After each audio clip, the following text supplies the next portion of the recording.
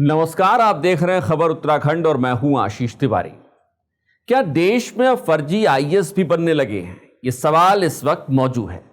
दरअसल इसके पीछे जो अहम वजह है वो है पूजा खेटकर। ट्रेनी आईएएस पूजा खेटकर के खिलाफ यूपीएससी ने एक एफआईआर दर्ज करा दी है।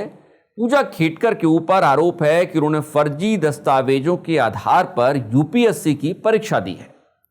हम इस वीडियो में आपको बताएंगे कि पूजा खेटकर को लेकर क्या खुलासे हुए हैं और क्या देश में फर्जी दस्तावेजों के आधार पर यूपीएससी की परीक्षा पास करके आईएएस भी बना जा सकता है। लेकिन आगे बढ़ें उससे पहले अगर आप हमारे चैनल पर नए हैं तो चैनल को सब्सक्राइब जरूर कर लें, बेल आइकन जरूर दबा लें। पिछले कुछ दिनों से चर्चाओं में चल रही ट्रेनी आईएएस पूजा खेटकर के खिलाफ मुकदमा दर्ज कराया गया है। पूजा के खिलाफ यूपीएससी ने दिल्ली की क्राइम ब्रांच में मुकदमा दर्ज कराया है। पूजा खेटकर पर आरोप है कि उन्होंने फर्जी पहचान के आधार पर यूपीएससी की परीक्षा दी।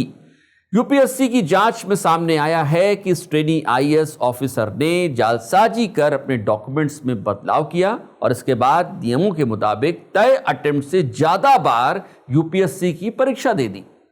शुरुआती जांच में जो कुछ निकलकर सामने आया है उसके मुताबिक पूजा खेटकर ने अपना नाम, अपने माता पिता का नाम, अपना हस्ताक्षर, ईमेल आईडी, फोटोग्राफ, यहां तक कि घर का पता तक बदल डाला।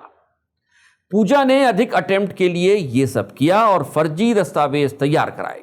इसके बाद इन्हीं दस्तावेजों के आधार पर पूजा ने यूपीएससी की परीक्षा दे दी। आयोग ने एक आधिकारिक बयान में कहा है कि यूपीएससी ने सिविल सेवा परीक्षा 2022 के लिए चयनित उम्मीदवार पूजा मनोरमा दिलीप खेटकर के संबंध में विस्तृत और गहन जांच की है। इसमें कहा गया है कि जांच से पता चला है कि खेटकर ने अपने नाम, माता पिता का नाम, अपनी तस्वीर, हस्ताक्षर, अपनी ईमेल आईडी, मोबाइल नंबर और पता बदलकर पहचान छिपाई और परीक्षा नियमों के तहत तय सीमा से अधिक प्रयासों का लाभ उठाया है।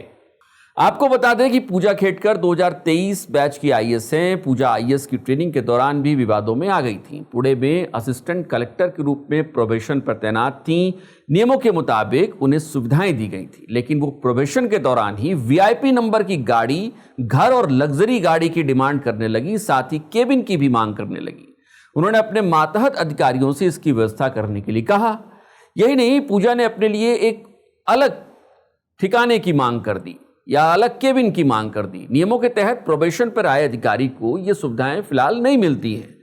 बताते हैं कि जब उनकी डिमांड पूरी नहीं हुई तो उन्होंने एडिशनल कलेक्टर के कमरे पर ही कब्जा जमा लिया। पूजा खेटकर अपने कई अन्य कामों को लेकर भी चर्चाओं में रही हैं। इन्हीं में से एक है अपनी प्राइवेट व्हीकल पर लाल नीली बत्ती लगवाना। दरअसल नियमों के तहत प्रोबेशन पर आए अधिकारी अपनी गाड़ियों पर ऐसी बत्तियां नहीं लगा सकते हैं, लेकिन पूजा ने नियमों को दरकिनार कर अपनी निजी गाड़ी पर लाल नीली बत्ती लगवाई और इसकी तस्वीरें भी सोशल मीडिया पर साझा की। दरअसल पूजा को यूपीएससी में 821वीं रैंक मिली थी। उन्होंने संघ लोक सेवा आयोग यानी यूपीएससी को दिए एक हलफनामे में बताया कि वो मानसिक रूप से अक्षम है और उन्हें देखने में भी दिक्कत होती है। नियमों के तहत यूपीएससी इस दिव्यांगता का प्रमाण पत्र का अपने डॉक्टरों के पैनल के जरिए परीक्षण कराता है, लेकिन पूजा ने यूपीएससी के डॉक्टरों के पैनल के सामने अपनी हाजिरी कभी लगाई ही नहीं। एनडीटीवी की एक रिपोर्ट बताती है कि पूजा ने मेडिकल टेस्ट देने से 6 बार मना किया। मेडिकल टेस्ट देना जरूरी होता है। अपुष्ट रिपोर्ट बताती है कि पूजा का पहला मेडिकल टेस्ट दिल्ली एम्स में अप्रैल 2022 में शेड्यूल किया गया था। उन्होंने कोविड पॉजिटिव होने का हवाला देकर इसमें शामिल होने से मना कर दिया। यहां उनका एमआरआई होना था और कुछ और जांचें भी की जानी थी। बाद में उन्होंने एक एमआरआई रिपोर्ट यूपीएससी में सबमिट कर दी। उसी के आधार पर उन्हें दिव्यांग मान लिया गया। हालांकि ये साफ नहीं है कि जब पूजा ने मेडिकल में शामिल होने से मना कर दिया था तो फिर सिलेक्शन क्यों और कैसे हो गया। फिलहाल पूजा की ट्रेनिंग रोक दी गई है। उनके खिलाफ यूपीएससी ने एफआईआर दर्ज करा दी है और मामले की जांच हो रही है। आप देख रहे थे खबर उत्तराखंड। अगर आप हमें फेसबुक पर देख रहे हैं तो पेज को फॉलो करिए। अगर यूट्यूब पर देख रहे हैं तो चैनल को सब्सक्राइब जरूर करिए, बेल आइकन जरूर दबाइएगा। नमस्कार।